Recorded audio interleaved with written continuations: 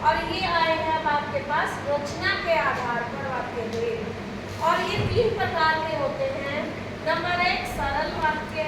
सरल वाक्य में कोई भी कंजक्शन संयोजक शब्द नहीं लगा होता है, पूरे में क्रिया कर्ता और कर्म होता है। ये इसकी पहचान होती है सरल वाक्य की। 9th क्लास में आपका साधारण वाक्य थे, वही ये सरल वाक्य है। मुस्कान ने घर जाकर अपना गृह कार्य पूरा किया। कोई शब्द इसमें संयोजक जोड़ने वाला नहीं है।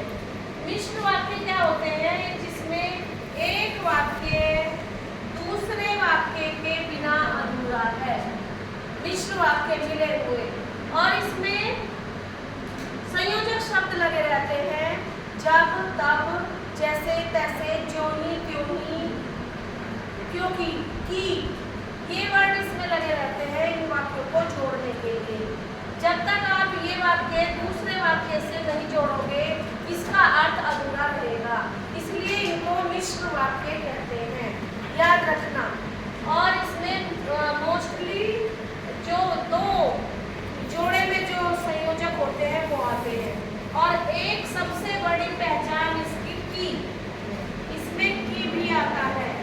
मैंने कहा अगर कहीं पर की आता है तो आंख बंद करके लिख देना बोर्ड में मिश्र वाक्य है।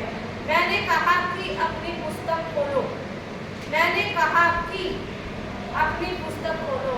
तो मैंने कहा एक वाक्य हो गया, अपनी पुस्तक खोलो दूसरा वाक्य हो गया, और इन दोनों को किसने जोड़ा? की ने। इसलिए ये वाक्य मिश्र वाक्य कहलाते हैं। अब आते हैं हम संयुक्त वाक्य पे। संयुक्त वाक्य दोनों वाक्य पूरे होते हैं और पूरे होते हैं। इसमें एक वाक्य दूसरे के बिना अधूरा है, इसमें पूरे और शब्द से जुड़े रहते हैं, कंजक्शन से, संयोजक से।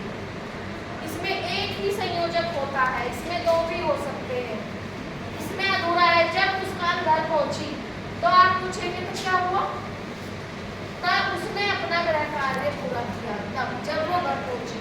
तो ये अधूरा वाक्य है ना, लेकिन एक ही वाक्य है और तीनों में हमने इसको बदल दिया है। मुस्कान घर पहुंची पूरा वाक्य है, हाँ घर पहुंच गई, और अपना गृह कार्य पूरा किया। अगर आप इसको भी देखें तो ये पूरा है। मुस्कान ने अपना गृह कार्य पूरा किया। अपना की जगह हम यहाँ कर्ता लगा देंगे मुस्कान ने अपना गृह कार्य पूरा किया। अधूरा तो नहीं है, अधूरा तो नहीं है, ना ये अधूरा ना ये अधूरा है। 2 सरल वाक्य जब संयोजक कंजक्शन शब्द से जुड़े रहते हैं उनको संयुक्त वाक्य कहते हैं। 2 अधूरे वाक्य जब दोहरे संयोजक से जुड़े रहते हैं उसको मिश्र वाक्य कहते हैं।